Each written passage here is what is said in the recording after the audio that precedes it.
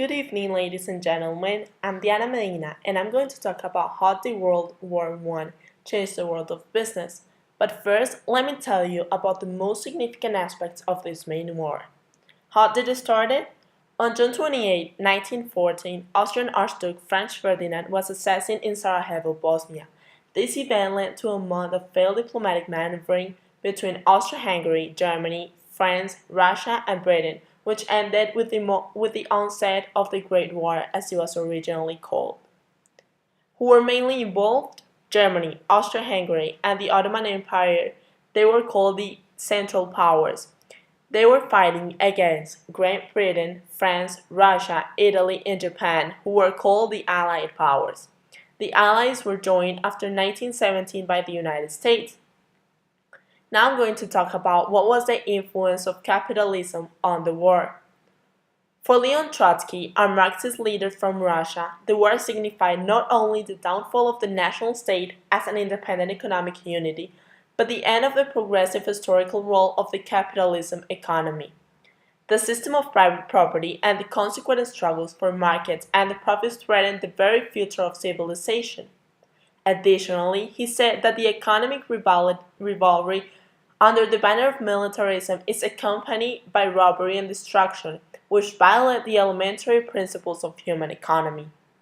Moreover, the Socialist Party of Great Britain declared that the responsible for this war was the whole world system of capitalism, with its competitive struggle for profits and its collection of competing armed states. Well, now I'm going to talk about how did it change the world of business. World War I benefited several business areas such as warfare business, and it gave the impulse to the United States to become the #1 economy leader at the time. It also affected very much the stock market and investment.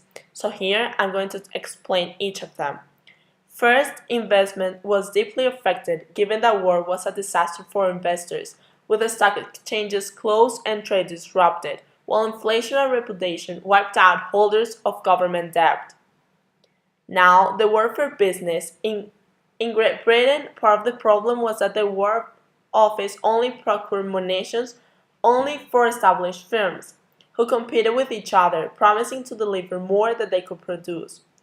In response, the Ministry of Munitions was created in June 1915 to organize the supply of munitions and to control the supply of materials deemed crucial for war production. This increased a lot the warfare business because of the sales.